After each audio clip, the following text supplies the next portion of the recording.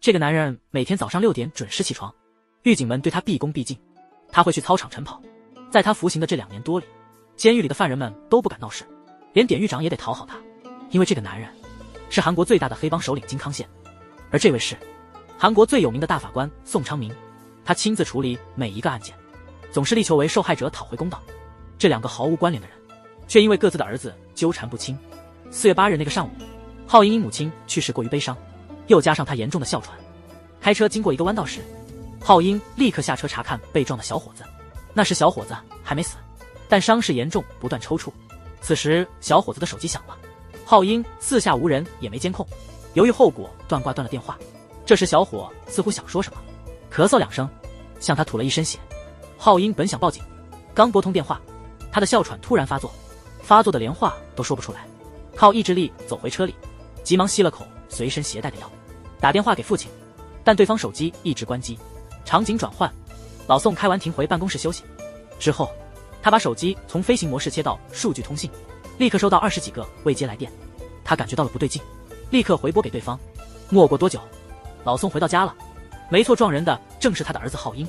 浩英坦白他出了事故，他在2小时前撞了一辆摩托车，因为太害怕，所以选择了逃逸，摩托车手可能已经死了。老宋听完儿子的供述后，在卫生间沉思了很久，最终他的理智战胜了冲动，决定带儿子去警局自首。毕竟不是所有事都能通过逃避来解决的。父子俩很快来到了警局外，老宋让儿子在车里等他，先进去说明情况。但从车位走向警局门口时，几次停下脚步，因为他清楚自首的后果，再加上他是单亲父亲，不忍心让儿子进监狱。但作为一名法官，老宋不断提醒自己，只有正面迎战问题才能真正解决。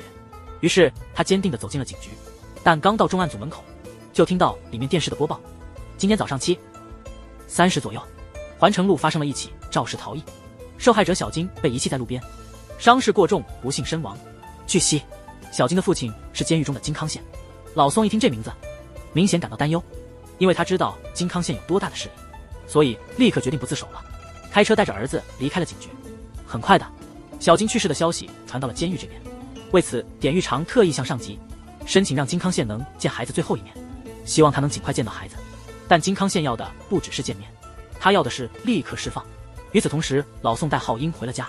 他让儿子把车祸的细节一字不差地写下来，然后去检查那辆肇事车。紧接着，他亲自处理掉轮胎上的摩托车碎片，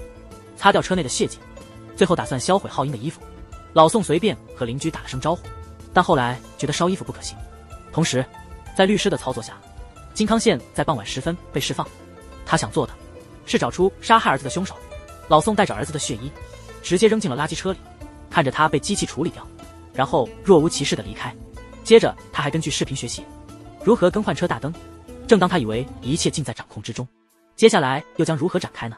一个是大法官，他不仅雇人偷自己的车，还特地让监控拍线子留下假证，这一切都是精心策划的，目的是掩盖儿子的肇事真相。原来黑道大佬金康宪出狱后的第一件事是去停尸房确认儿子的尸体，这让他更加悲痛。据警方了解，小金早上7点半左右遭遇车祸，并没有立即死亡，肇事司机逃逸，把他丢在现场大约30分钟，直到8点被路过的市民发现，送医时仍有生命迹象，但抢救最终失败，医生宣布死亡。此外，金康想知道凶手能被判多少年。按照韩国法律，如果有明显的杀意，至少判10年，但这是一起普通的肇事逃逸，最高可判5年。警方提供了事发时的报警录音，认为是小金拨打的。剧透一下，原来是肇事者想报警，但突发哮喘，录音里全是法官儿子的声音，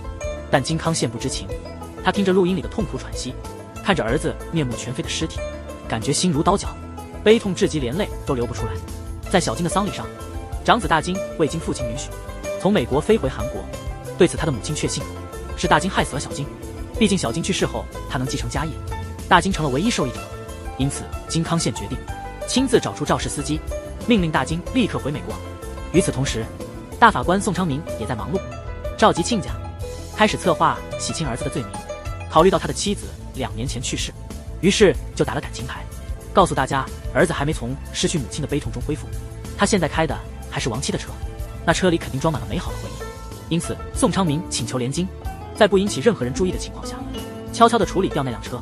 对此一无所知的联金理解了姐夫的难处，毫不犹豫地答应了。第一步完成后，宋昌明立刻赶回家，仔细查看儿子描述的案发经过，然后等待第二天小偷偷走汽车，接着带着儿子去了灵谷塔，故意让监控拍到他们，用这作为假证据。但出乎他意料的是，父子俩离开灵谷塔时，发现工人正在修理监控。经过详细询问才知道，监控4天前就已停用，更换后还需连接服务器才能使用。这意味着他儿子的行踪没有被录下。当晚金康县反复听着儿子最后的声音，突然他听到了奇怪的声音，立即把进度条拖回去，仔细辨认那声音到底是什么。没错，那是汽车启动和倒车时发出的警报声。大法官拿出一叠现金进行明目张胆的贿赂，同时删除了关键证据视频。这么做的原因是，他的儿子昨天早上7:40开车撞死了黑帮老大的次子。那时法官的儿子脑子一片空白，完全不知道该怎么办才好。正巧这时，黑社会大佬的儿子小金的手机响了，但浩英经过深思熟虑后选择不接。他本想用对方的手机报警，却因为哮喘发作，只能爬回车里急吸救命药。事后他试图联系父亲，但电话那头始终没人接。在极度恐慌中，他选择了肇事逃逸。逃跑过程中，因为剧烈的撞击，车子的故障灯亮了，浩英便钻进了附近的修车行。这时他已经冷静下来，趁着修车师傅检查车辆的时候，换上了一件长袖高领卫衣，遮住了身上的血迹。修车完毕后离开时，小金的手机又响了，浩英索性豁出去了，用尽全力把手机扔进了河里。大法官宋昌明在听完儿子描述案发经过后，独自前往修车厂，以女朋友和朋友跑了为由，请求查看最近3天的监控录像。修车厂老板自然是不愿意的，暂且不论他是否有权查看，即便帮忙也无好处。宋昌明听后掏出一沓现金，直接放在办公桌上，并提醒老板，如果别人知道他看了监控，老板会比他更麻烦。果然金钱大有用处，老板同意了。宋昌明正在翻看监控视频，这里有个细节，老板就站在他旁边。他故意先翻看案发前几天的录像，直到把好奇的老板引进屋里看电视，才赶快翻到案发当天的视频。正好这时电台正在播报金康县次子因交通事故死亡的新闻，他立刻紧张起来，不由自主地加快翻看速度。然而巧的是，金康县的长子正在接受媒体采访，这人违抗了父亲的命令，决定亲自找出害死弟弟的凶手。宋昌明听得心惊胆战，手心不由得出汗，因为连修车店的老板都知道，一旦被金家人抓到，那就是死路一条。然而他怎么也不回应对方的话，这让老板感到了不寻常。实际上宋昌明已经非常紧张，因为他刚找到儿子出现的那段视频，画面停留在一对年轻人身上。宋昌明站起身就往外走，因为他得赶在金家人行动前完成下一步伪装，在那之前得先小心，一旦被发现任何可疑之处，那他和儿子的命就都没了。所以必须控制自己的表情，即便是面对警察询问也要坚决否认。紧接着宋昌明来到了重案组，故意向张彩英刑警透露，他已故妻子的车被盗了，因为儿子非常怀念母亲，所以特别执着于那辆车。孩子知道车被盗后，整天都无精打采，所以请求张彩英帮忙找回车子，但又不想儿子因此受到刺激。实际上这话有双重含义，如果被发现，宋昌明准备自己承担责任。与此同时，偷车的李向泽因闯红灯被交警拦下，调查过程中还发现这车是被盗的。于是当晚，张彩英把这情况告诉了宋昌明。没多久，两人一起去交警队认领车辆。这里有个细节，警方指出保险杠有划痕。在协助拖车过程中，宋昌明显得特别紧张，还多次拒绝了别人的好意，而是自己找了嘉贵的拖车公司。在拖车过程中，一名男警员发现轮胎里插着一块摩托车碎片，殊不知这一切都在宋昌明的计划之中。他声称车在4月7号被盗，因为案发是在4月8号。警方很快跟着宋昌明到了他家，对法官的儿子浩英进行了例行询问。宋昌明以叫儿子下来为由，走进了孩子房间，看似是在陈述车辆被找到的事实，实际上是在提醒浩英，车已经丢了2天。果不其然，一开始的问话很顺利，浩英表现得很镇定，但张彩英突然问了个棘手的问题：那车钥匙是怎么落到小偷手上的？宋昌明没料到警方会这么问，一时间有点恍神。浩英则装作在思考，说家里习惯把车钥匙放在副驾驶座的工具箱里，再加上他妈妈开的是老款车，即使钥匙在车里也能锁上，推测小偷可能是在翻找值钱物品时找到的，找到了对浩英不利的证词。张彩英完全没有怀疑。与此同时，金家为次子举行了火化仪式，他的去世让妈妈和三妹非常伤心。仪式刚结束，金康县就召集手下，要找出杀害儿子的真凶。在多次反复听录音后，他意识到那不是儿子的声音。紧接着警方联系了金康县，详细说明了李向泽被捕的全过程，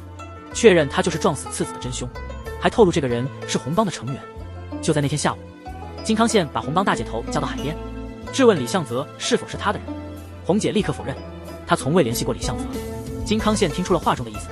他不认为次子的死是有预谋的，红帮也无理由与金家为敌，但如果查出有隐瞒真相，那后果他们承担不起。红姐离开时，老二突然告诉她，前几天有个议员打来电话，请求帮忙处理一辆车，李相泽是老二派去的。那天晚上是4月8号，而车祸发生在4月8号早晨。红姐听后立即让老二联系议员，这位议员正是大法官宋昌明的连经。知道真相后，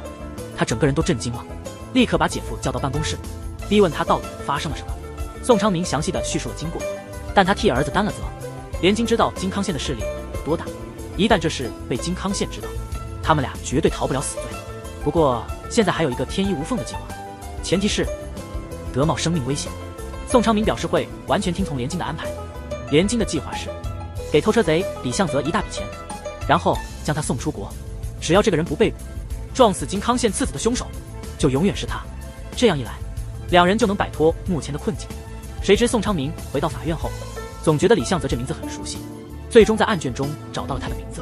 李相泽是最近一起案件的受害者。与此同时，三妹在悼念二哥时，因为连日的过度悲伤，突发哮喘病。恰巧法官的儿子浩英路过，他看到后递给他一条手帕。就在那天晚上，宋昌明在李相泽母亲家外守候，回想起当时老人是如何感谢他的公正，现在却因为自己的儿子害了人家，良心的谴责让他无法平静。李相泽的母亲在宋昌明眼前惨死于火灾，他的年幼女儿也未能幸免。宋昌明被爆炸的冲击波震飞，远远地看着眼前的惨状，他马上压下了怜悯之心，因为他认为爆炸是金康宪所为。如果对方发现了任何线索，父子俩的下场会一样，黑到千金爱上了法官的儿子。殊不知官二代答应交往的动机不纯，因为撞死千金二哥的真凶正是他。原来大法官宋昌明亲眼看见李相泽的母亲和小女儿惨死于爆炸，他认为这肯定是黑社会老大金康宪的报复，如果他们露出马脚，下场只会更加悲惨。于是他决定在案发现场附近等着，打探一些有用的情报。恰好这个案件由重案组的张彩英负责，但宋昌明没想到的是，李相泽还有一个快成年的儿子清平，因为在外打工兼职，所以他侥幸逃过一劫。与此同时，金康宪正在哀悼已故的次子，手下突然报告，李相泽家发生了剧烈的爆炸，他的老母亲和小女儿因此丧命。金康宪一听这消息，立刻质疑手下的调查结果，他担心爆炸的真凶是他的大儿子。此时宋昌明找来了连经，连经也认为肯定是金康宪的手笔，他担心一旦新闻曝光，李相泽就会知道真相，失去母亲和女儿的他绝不会无动于衷，尤其是他还被冤枉，为撞死金康宪次子的凶手。连经急忙前往红帮，此刻红帮的二把手已经推断出李相泽偷车的时间和案发时间不符，开始怀疑真凶是别人。房间里瞬间变得鸦雀无声，红姐和老二没想到真凶竟是他。其实连经帮宋昌明并不是因为他们关系好，而是因为宋昌明人缘和口碑都不错，这种人不久后肯定能当上高等法院院长，甚至有望成为青瓦台的法务部长。他的连经是国会议员，不只需要像红帮这样的黑帮帮忙，还得在政界有坚实的靠山，因此他觉得这是个机会，只要处理好这件事，他的选举就稳操胜券。在他和宋昌明的帮助下，红帮也会迅速壮大。红姐对这个计划很感兴趣，双方很快就达成了共识。红姐却留了一手，她事先让手下录下了刚才的全部谈话内容。同时，失去亲人的蜻蜓非常痛苦，不仅奶奶和妹妹惨死，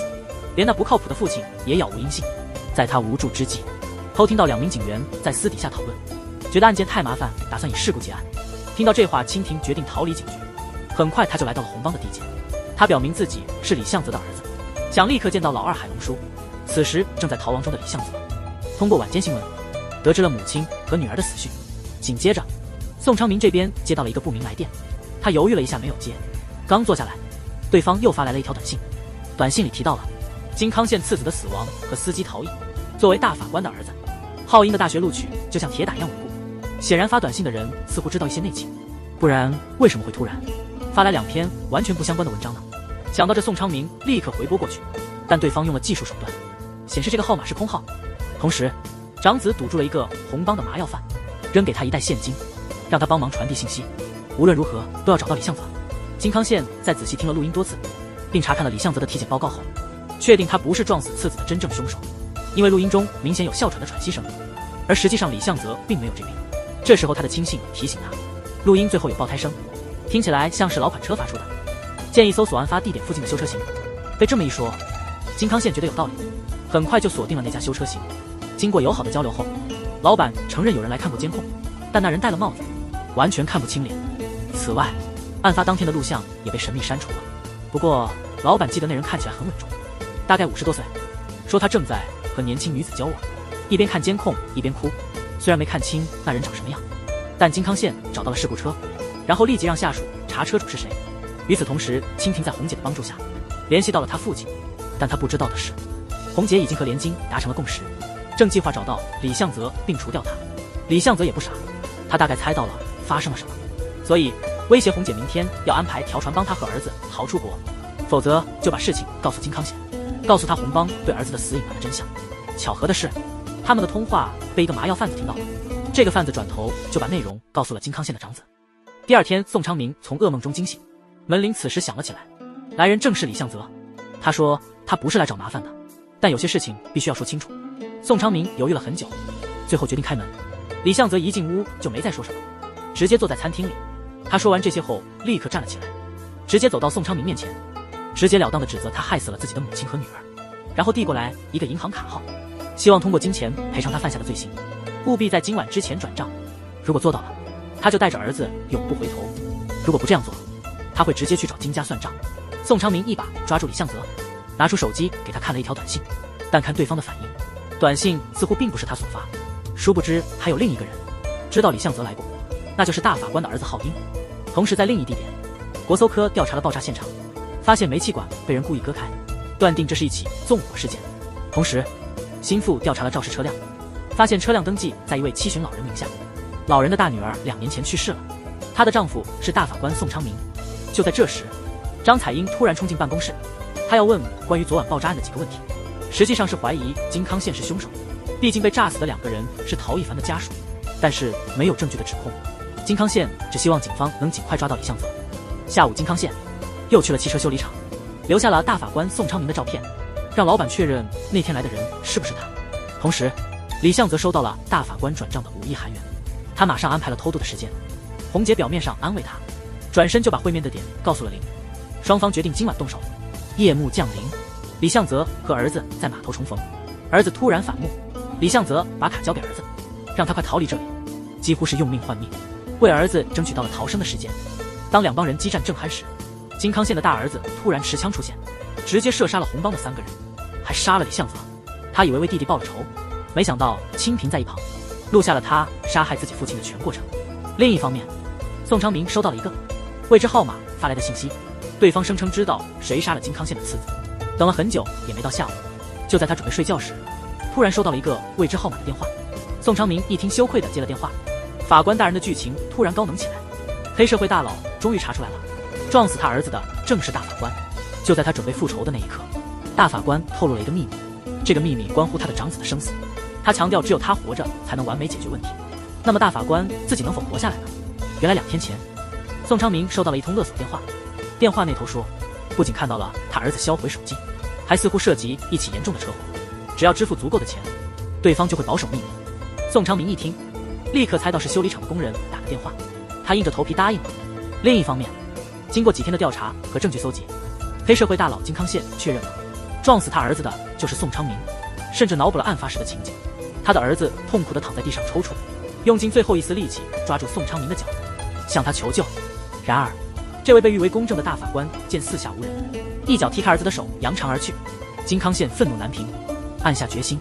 一定要亲手杀了这个伪君子。第二天一早，警方在码头发现了尸体，是红帮的小弟和李相泽。张彩英刑警马上将此事报告给宋昌明，因为他开始怀疑这次枪击案和之前的爆炸案都是金康宪在报复。听了张刑警的分析后，宋昌明变得更加恐惧。与此同时，金康宪也听说了这个消息，于是他马上约见了红姐，追问李相泽为什么会和红帮的人一起死，之前不是说没关系吗？到了这个地步，红姐也不敢再隐瞒，只能承认原计划暗中除掉李相泽，为金康宪出口气。但意外发生了，绝无其他不轨。但金康宪不信红姐的解释，正要起身离开，红帮的小弟把一个半死不活的人拖了进来。红姐态度突变，大声问道：不想知道是谁杀了李相泽吗？话里有话，金康宪决定留在门口等下文。红姐也没有再藏着掖着，直接透露麻药小弟卖枪给了某人。话未完，红姐又爆出重磅消息，有人指使麻药小弟炸了李相泽家，而那人正是金康宪夫人的贴身保镖。这意味着金康宪的妻子和长子都卷入了这起命案。在回家的路上，金康宪感慨万分，他命令亲信必须在警方之前找到长子，并弄清楚是谁炸的李相泽家。另一边，清平奇迹般的活了下来后，联系了张彩英警官，把拍到的证据交给了他。一回头，张彩英立刻将视频展示给宋昌明看，还大声说是时候依法处理自己的长子了。同时，金康宪找到了宋昌明的家，趁家里没人，大摇大摆地闯了进去。他随手摸了摸茶几，发现连一点灰尘都没有，忍不住觉得这很荒谬，好像大法官的生活一尘不染似的。他点了一根烟，故意在干净的茶几上熄灭。刚走出大门，心腹立刻向他报告，长子刚刚差点在机场被抓。金康宪听了气得头都要炸了，他语重心长地叮嘱心腹，不惜一切代价也要找到长子。当晚，宋昌明又一次来到修车厂，向老板打探修车师傅的去向，老板却机智地留了一手，表面上说师傅辞职了不干了，又提醒宋昌明那家伙明天会回来拿工具，其实是想牵制宋昌明。他让宋昌明离开后，立刻向金康宪汇报了这件事。同时，金康宪正在审问他的贴身保镖，他问了一个非常重要的问题：爆炸事件是否是夫人指使的？在关键时刻，保镖刚要承认，却被金康宪一枪击中头部。因为对他来说，家庭是底线。现在他已经失去了一个儿子，就这样，不能再让妻子和长子处于危险中。所以，为了保护家人，他决定亲自解决所有潜在的危险。就在这时，心腹接到了修车厂老板的电话，对方通知宋昌明他明天会来。那晚，宋昌明回到家，他刚坐到沙发上，就发现茶几上故意留下的熄灭的烟头，立刻意识到自己剩下的时间不多了。与此同时，长子在偷渡时被埋伏的海警抓个正着。第二天一早，宋昌明在修车厂外蹲守，张彩英告诉他抓到长子的消息。挂掉电话后，修车师傅恰好出现在院子里，宋昌明随即开始跟踪这个人。不知道的是，金康宪一帮人也在暗中跟着。宋昌明跟着师傅来到了一个废弃的厂房，结果被人发现了。他急忙解释，说愿意出多少封口费都可以商量。没想到，修车师傅竟然开口要10亿韩元，因为这笔钱，他回国就能当土皇帝。但遗憾的是，宋昌明没那么多钱。听到这话，修车师傅一拳把他打倒在地。就在两人争执时，进来的正是金康宪。宋昌明看到他明显慌了，因为他知道对方肯定知道了一些事情，还没来得及解释，就被心腹抓住衣领，跪在地上。金康宪迅速拔出手枪，直接顶在他的额头上。就在他准备扣动扳机的瞬间，宋昌明急中生智，透露出金康宪的长子今早被警方逮捕的消息。听到这个消息后，金康宪立刻示意手下去核实。宋昌明接着补充说，他掌握着关于长子杀害李相泽时，李相泽儿子清平所录下的证据视频，一旦这件事曝光，长子肯定难逃死罪。话音刚落，手下已经确认情况确实如宋昌明所说。宋昌明立刻底气十足，表示只要自己不死，就能让长子免于死刑。一边是为次子报仇，一边是长子性命难保。金康宪立刻陷入两难境地，如果为死去的次子报仇，活着的大儿子就完了。最终他选择了空放2枪，发泄心中的怒气。但身为黑道大佬，他绝不是个简单的人。金康宪突然看到一旁从昏迷中醒来的修车师傅，立刻想到了一个好主意，立刻把枪递给宋昌明，示意他杀掉修车师傅，以此证明自己的话不是虚言。身后的手下掏出手机，录下了这一关键证据。宋昌明颤抖着接过手枪，心有余悸地看了修车师傅一眼。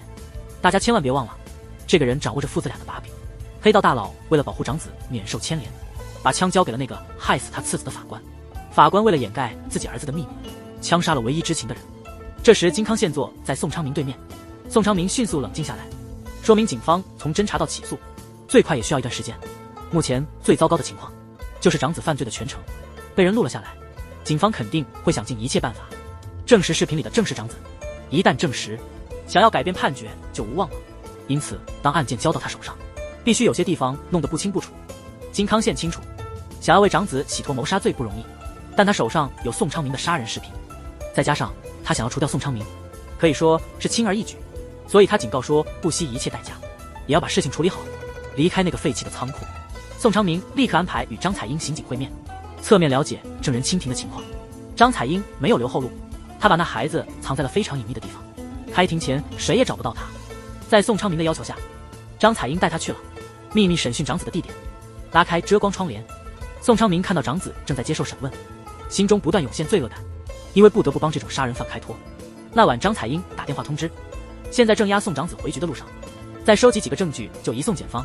说来也真是巧，负责这案子的检察官是3年前把金康宪送进监狱的江素英。宋昌明一听头就疼了，因为江素英是个严守法律和原则的人，于是他急忙打听是否有长子的证词。张彩英说，虽然没有证词，但有物证，除了提到的视频和证人清单外，还有案发时嫌疑人用的枪。第二天一大早，宋昌明就联系金康宪想见面，没想到对方让他往窗外看，外面早有一辆车守着，也就是说他一直被监视着。很快，宋昌明在私人别墅见到了金康宪，他非常恭敬地把得到的消息全告诉了对方。金康宪听后立刻有了主意，下午就有个小子来警局报案，声称是长子杀人案的目击证人，但在审讯室指认时，他却说真凶不是长子。张彩英立刻看出这家伙是被谁派来的。另一边的抓捕也不顺利，枪贩子坚称没见过长子，最近只卖给了一个叫曹斌的人。与此同时，金康宪来到红吧，威胁洪杰交出曹斌，毕竟当时次子死时，红帮对真相有所隐瞒，他那时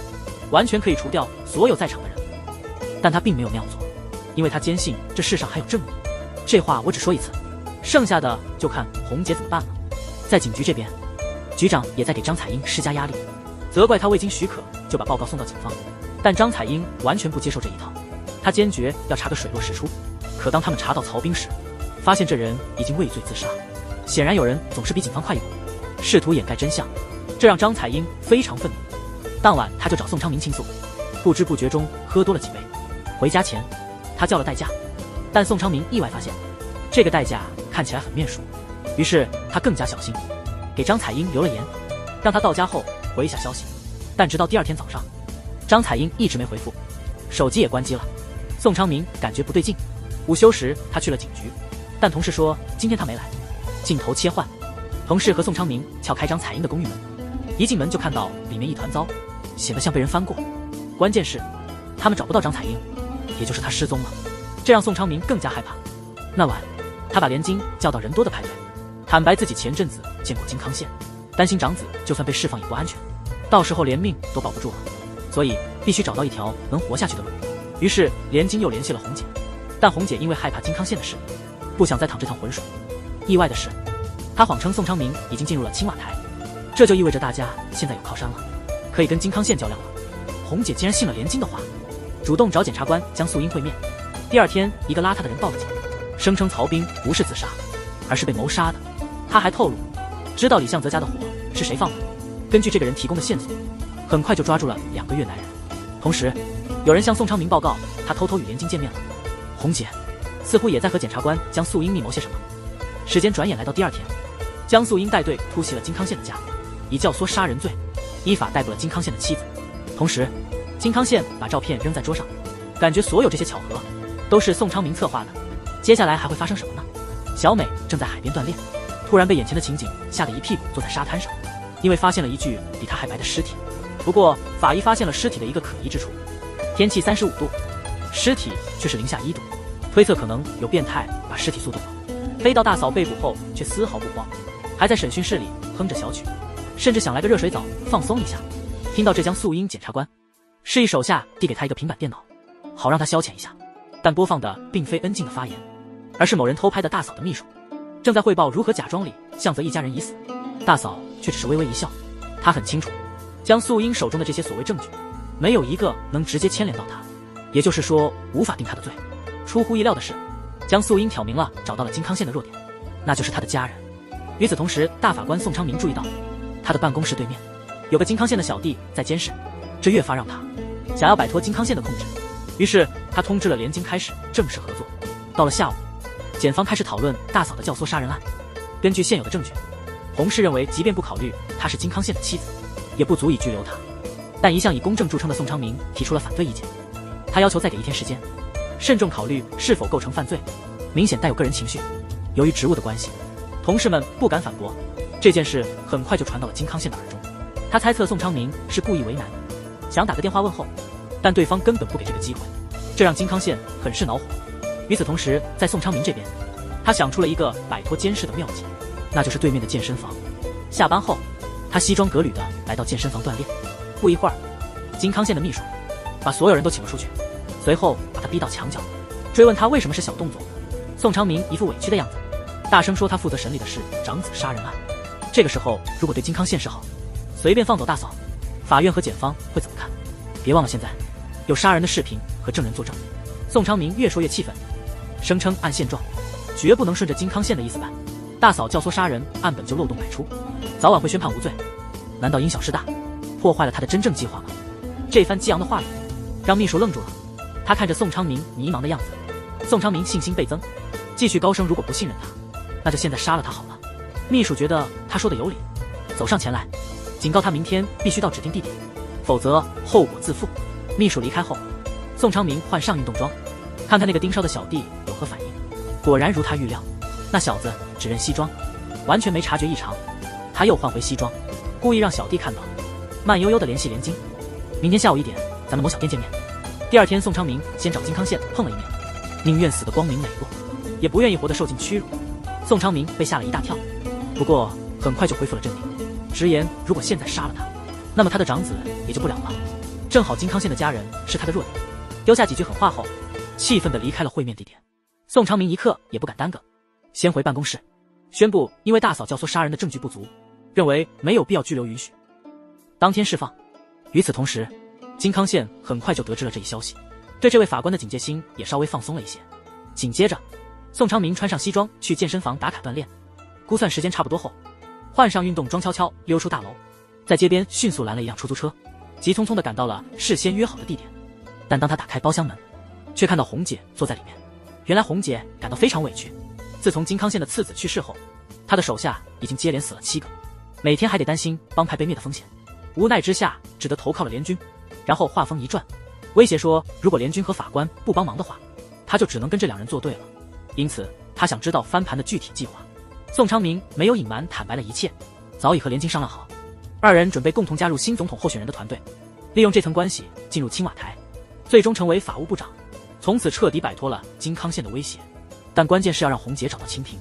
无论如何都得保护好她。就在这时，联金也来到了包厢，他解释来晚是因为刚与一位新的总统候选人见了面，对方非常重视宋昌明，承诺只要宋加入，任何条件都能商量，但得尽快安排时间见面。不料联金已经被人盯上了，金康县的手下偷拍了他们几个人的合照，向秘书报告了3人会面的事，其中2个是联金和红警，另一个没看清楚，顺便把照片发了过去。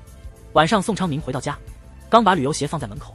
就看见金康县坐在客厅沙发上。就在这时，法官的儿子浩英也回来了，并走进了屋里。金康县见状没多说什么，经过玄关时，看到地上的拖鞋和旅游鞋，他立刻停下来，仔细用手机对比了一下，手下发来的照片和地上的鞋子完全一样，但他误以为是浩英穿的。同时红帮遭到了灭门之灾，寨子里的人无一幸免。与此同时，联军也被捕，遭到了一顿毒打。紧接着第2天就发生了开头的那一幕，因为尸体温度太低，法医无法确定死亡时间，很快新闻就报道了此事。宋昌明收到了一条消息，整个开枪杀人的过程都录了下来。没错，那尸体就是他杀的。这部韩剧《法官大人》来了个惊天大逆转，法官的儿子撞死了黑帮老大的儿子，这不是意外，连追求黑帮千金也是预谋好的，因为他要为去世的母亲复仇。2年前浩英的母亲突然自杀了，但是实施侵害的长子因为证据不足被判了无罪。他恨自己没能保护好母亲，更恨自己作为法官的父亲放走了凶手，因此他曾尝试吃安眠药自杀，幸好及时救治，没有造成更大的悲剧。从此父子俩几乎不再沟通。时间来到了现在，宋昌明看了自己的杀人视频，金康县把他叫到别墅，金康县直截了当地警告他，只用1个晚上就能看透他的所有密谋，意思是别耍花招，继续判长子无罪。不久后，长子的杀人案开庭，检察官将素英提供的全是间接证据，推测长子是码头杀人的真凶。辩护律师抓住了这个漏洞，主张无罪释放。法官希望判被告无罪。1审结束后，宋昌明特别紧张，他发现金康县的小弟还在盯着他，他立刻给儿子打电话。这时浩英正和黑帮千金恩进约会，可以看出他们的关系已经非常亲密。就在这时，恩静说要去洗手间，他刚离开，大嫂坐到了对面的座位。这人警告浩英，她是恩静的妈妈，不知何时起，女儿的智力发展停滞不前，一直保持在10岁的水平，因此他承受不了同龄孩子能够克服的痛苦。不久前次子去世时，恩静非常伤心，好不容易才稍微好转一些。如果浩英只是想玩玩，那么代价会是性命。正好这时，恩静回到了他的座位，大嫂找了个借口离开。殊不知这段对话让浩英觉得金家人都是冷血杀人魔。晚上，宋昌明叫儿子去躲一躲，浩英一听就火冒三丈，父子俩多年的怨气终于爆发。其实这孩子什么都明白，他认为肯定是金康宪威胁了父亲，父亲才计划判长子无罪，嚷嚷着如果真这么做，就现在直接找金康宪坦白。宋昌明实在想不通，儿子为何非要掺和这件事。宋昌明打了儿子后有些后悔，但他不容许这种猜测成真，毕竟一不小心就可能被金康宪的人偷听。然而浩英却误会了父亲，独自一人躲进了卧室。第二天一大早，通宵未眠的宋昌明开始担心浩英，推开儿子的门，发现房间里没有人，打电话也没人接，没办法了，只好在语音信箱留言后离开家。很快就打了边上的出租车，没想到的是，出租车司机竟是红姐伪装的，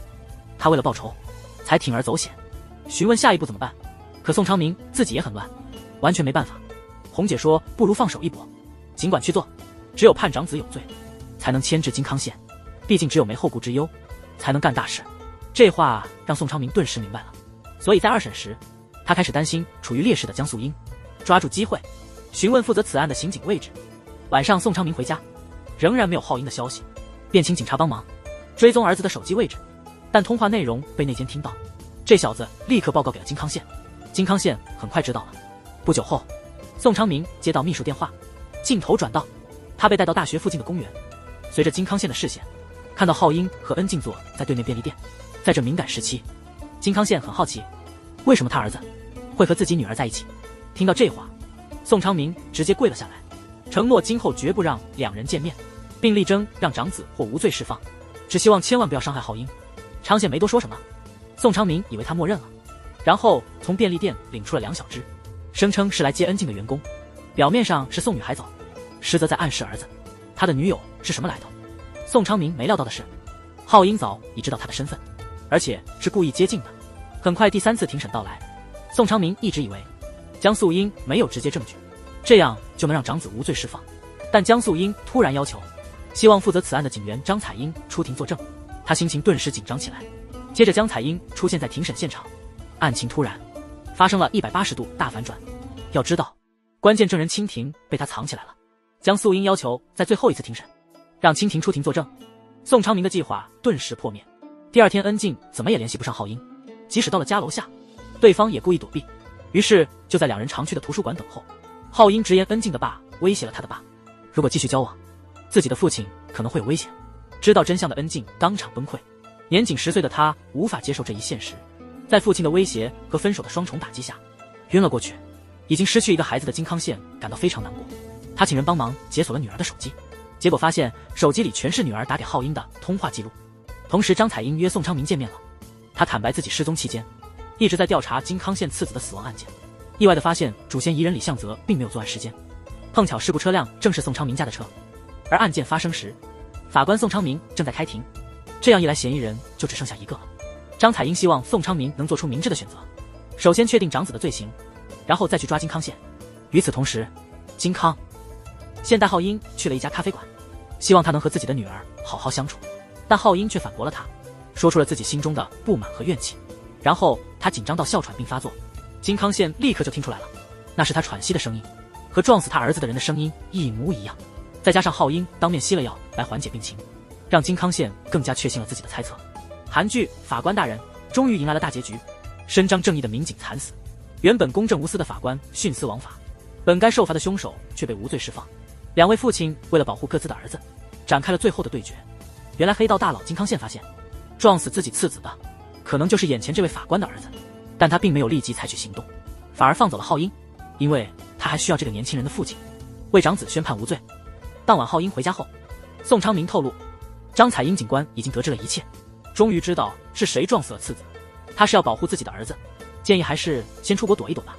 可浩英对父亲说，记得小时候您总教导我，任何形式的错误都必须接受惩罚，事情真的是这样吗？宋昌明误会了，以为儿子说的是要惩罚他的长子，他不理解为什么要撞死自己同父异母的弟弟，难道只是为了给妈妈报仇？出乎意料的是，浩英想要确认，作为一名公正的法官，审理母亲案件时也会坚守法律。如果亲儿子故意杀人，他还会不会像以前一样遵循法律，做出公正的裁决？如果按法律公正裁决，那么杀害妈妈的长子应该受到怎样的惩罚？孩子的反驳铿锵有力，让宋昌明一时无言以对。父子之间的对话也戛然而止。场景一转，作为长子枪杀案关键证人的清平出席了庭审，他的证词对长子极为不利，而这与宋昌明希望的无罪释放完全相反。他立刻联系了总统候选人，安排晚上在餐厅见面，希望借此机会迅速上位，用以对抗金康县的操控。候选人要求他判长子有罪，进而制造舆论，目的是彻底根除金康县的势力。这样一来，可以获得巨大的政治成就。宋昌明最关心的是，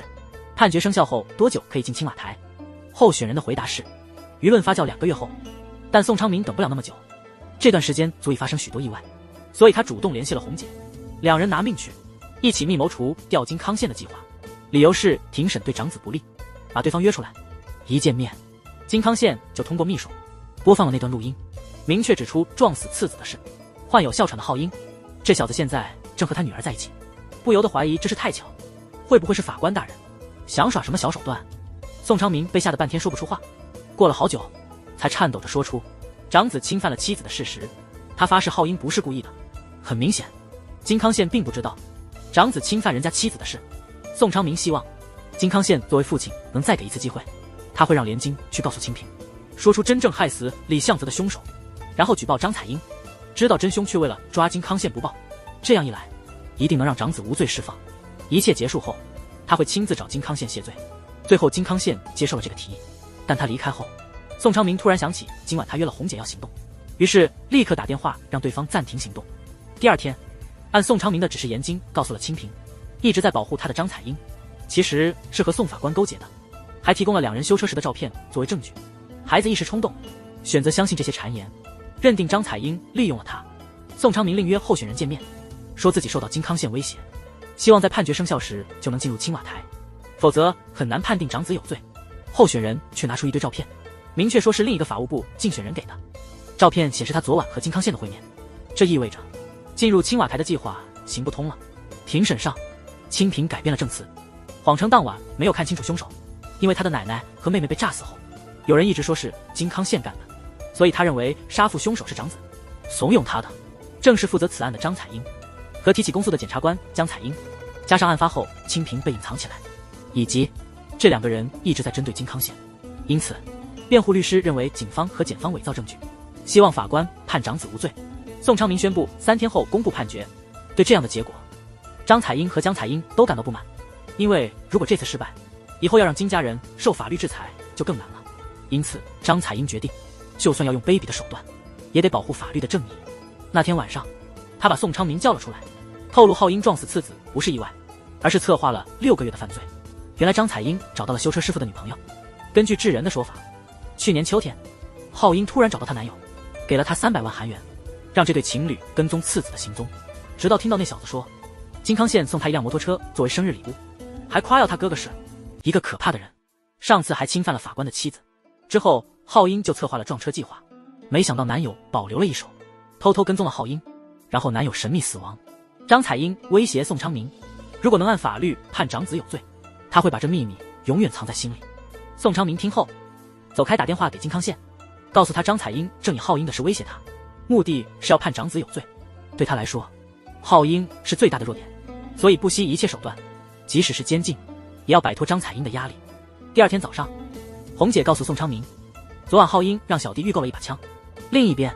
江彩英怎么也联系不上张彩英，开始怀疑他失踪了。刚回到办公室时，他一到就发现宋昌明已经在里面等着了。其实宋昌明这次来的目的是想让长子被判有罪，但手头上的证据不足，希望从检方那里获取一些金康县集团的罪证，其实是想借此机会进入青瓦台。然而江彩英突然问他昨晚有没有见过张彩英，2人是什么时候分开的。没想到宋昌明承认见面是为了讨论儿子的事故，但否认失踪和自己有关。然而在回家的路上，正好被金康县堵了个正着，原来放总统候选人照片的人正是金康县命令手下那么做的。也就是说，宋昌明的每一个行动都在对方的监视下。金康县警告说，这是他最后一次容忍了，如果再出现什么意外，他无法保证浩英的安全。宋昌明一听这话，就扑通一声跪在地上，苦苦哀求放过他的儿子。他之所以一而再的这么做，只是为了保护孩子，恳请金康宪这位父亲能够理解。最终金康宪被他的诚意打动，带着手下离开了县城。时间一晃，终于到了宣判的日子。尽管知道长子是凶手，宋昌明还是为了自己的儿子，以检方证据不足为由，当庭宣判长子无罪。这让浩英彻底失去了对父亲的信任。然而就在庭审结束后，江彩英拦住了宋昌明。他刚收到一个消息，张彩英刑警的尸体在河里被找到了，但宋昌明看起来一点也不惊讶。同时浩英无法接受长子被判无罪，一时冲动接过了一把枪。正好金家卫庆祝恩靖，邀请他晚上一起吃晚饭。故事的最后，浩英与金家人围坐在餐桌前，大嫂突然接了一个电话，他就躲进房间里去接电话了。江彩英在电话中说出真相，长子就是2年前侵犯女性的真凶，那个女性是浩英的母亲，次子的死不是意外，而是那小子精心策划的复仇。同时浩英也达到了愤怒的极点，长子却嘲笑他编故事，因为他已完全不记得当年的事了。浩英对此感到无法理解，他果断从腰间抽出手枪。当宋昌明冲进金家大厅时，发现儿子已经死了，秘书手持枪支，但遗憾的是，警方通过调查和取证，在手枪上只发现了秘书的指纹，加上浩英持枪进入金家，秘书只被判了防卫过当。恩靖无法接受浩英的死，选择了割腕自杀。幸好金康宪及时发现，这才救回了一条命。但恩靖决意要死，趁父母不在时，吞下了大量致死药物。虽然再次被金康宪发现，但因脑神经严重受损，他再也没有苏醒的可能。剧中唯一无辜的人，卷入这2家的纠纷中，付出了生命的代价。同时宋昌明向检方自首了，但即便是真诚的忏悔，也无法让浩英复活。最让人气愤的是，长子不仅未受任何惩罚，反而打算出国避风头，这样剧集就基本结束了。2位父亲坐在沙滩上，忏悔对各自孩子的亏欠。